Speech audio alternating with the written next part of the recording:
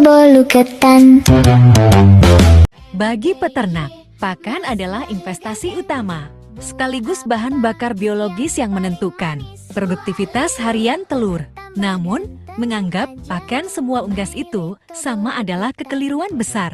Ayam dan bebek petelur memiliki struktur pencernaan, anatomi paruh, hingga kebutuhan metabolisme yang sangat kontras. Mari kita bedah secara ilmiah formula racikannya, kandungan rahasia di dalam bahannya, takaran porsinya, hingga efek fatal jika pakannya ditukar. Mari kita bedah menu gizi kedua unggas ini. Di sudut kiri, menu ayam petelur wajib menggunakan rumus segitiga emas pakan kering. Komponen pertama adalah jagung, giling kuning yang menjadi mesin energi, dengan kalori tinggi mencapai 3.300 kilokalori atau kilogram, dan kaya pigmen xanthofil untuk mempercantik warna kuning telur. Meskipun proteinnya rendah di angka 8%, komponen kedua adalah dedak padi halus yang berfungsi sebagai penyeimbang energi di angka 1.600 kilokalori atau kilogram sekaligus pembawa serat kasar penenang pencernaan. Komponen ketiga adalah konsentrat pabrik yang menjadi inti gizi untuk mendongkrak protein kasar hingga 36%. Kaya asam amino esensial, serta mengandung kalsium padat di atas 10%. Di sudut kanan, menu bebek petelur justru bertumpu pada kombinasi pakan alternatif lokal. Bahan dasarnya adalah dedak padi yang digunakan dalam porsi lebih banyak sebagai fondasi energi harian bebek. Dedak ini kemudian dicampur dengan nasi sisa yang berperan sebagai sumber karbohidrat instan berkadar air tinggi yang cepat dibakar menjadi energi gerak.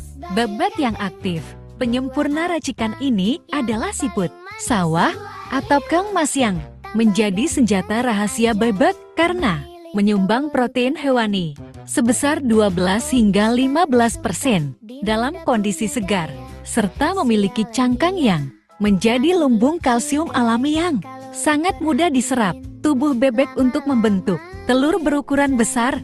Jika kita bandingkan dengan dokumen resmi dokumen SNI tersebut, perbedaan angka acuan pemerintah ini dilandasi oleh alasan sains yang kuat. Standar protein kasar bebek dibuat lebih tinggi di angka 17% dibanding ayam yang hanya 16%, karena volume telur bebek lebih besar dengan komponen putih telur yang lebih pekat, sehingga bebek lebih boros asam amino.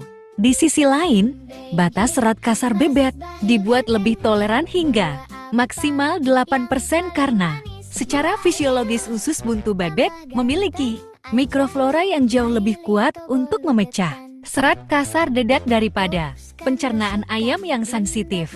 Namun, untuk urusan kalsium, standar ayam petelur justru dibuat lebih tinggi, hingga 4,25%, karena ayam petelur modern tipe medium dipacu untuk bertelur hampir setiap hari, tanpa henti. Sehingga mobilisasi kalsium dari pakan untuk pembentukan cangkang harus tersedia secara masif. Bukan cuma gizi, takaran porsi, dan metode penyajiannya pun bertolak belakang. Satu ekor ayam petelur membutuhkan pakan kering sebanyak 110 hingga 120 gram per hari. Pakan ini wajib diberikan dalam kondisi kering berbentuk mas atau pelet karena paruh runcing mereka didesain untuk mematuk bijian kering, sekaligus demi menjaga area kandang tetap higienis dari serangan jamur pakan. Sementara itu, satu ekor bebek petelur membutuhkan porsi yang jauh lebih besar, yaitu sekitar 150 hingga 160 gram bahan baku kering per hari. Karena ukuran tubuh bebek lebih besar dan mereka sangat aktif bergerak. Cara pemberian pakan bebek ini juga wajib dicampur dengan air hingga bertekstur basah atau nyemak, karena bebek tidak memiliki kelenjar ludah yang cukup seperti ayam. Paruh datar bebek membutuhkan air sebagai pelumas alami saat menelan, sebab jika diberi pakan kering, bebek akan tersedak dan debu pakan akan menyumbat lubang hidung mereka. Lantas, apa jadinya jika pakan ini sengaja kita tukar?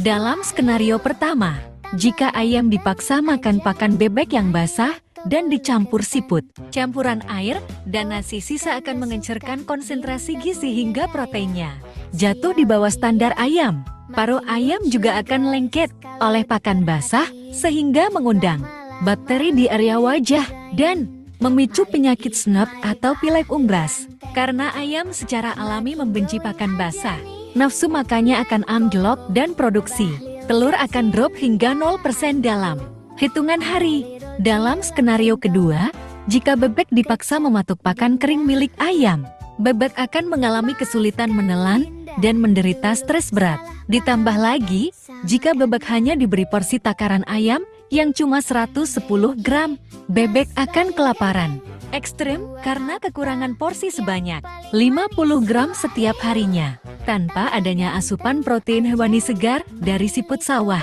bebek akan kekurangan asam amino esensial, sehingga mereka akan mengalami rontok bulu dini, lumpuh karena kekurangan kalsium, dan akhirnya berhenti bertelur total. Kesimpulannya, ikuti hukum biologi ternak Anda. Ayam, petelur adalah unggas yang butuh kepatuhan pada pakan kering presisi seberat 110-120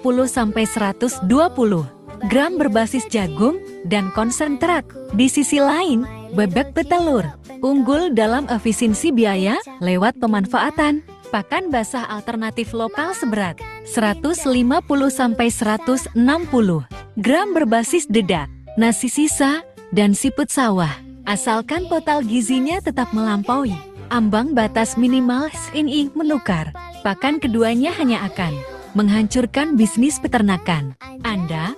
Pahami kebutuhannya, tepatkan takarannya, dan nikmati panen yang melimpah. Terima kasih telah menyaksikan video ini. Selamat beternak cerdas, dan sampai jumpa lagi di pembahasan menarik berikutnya.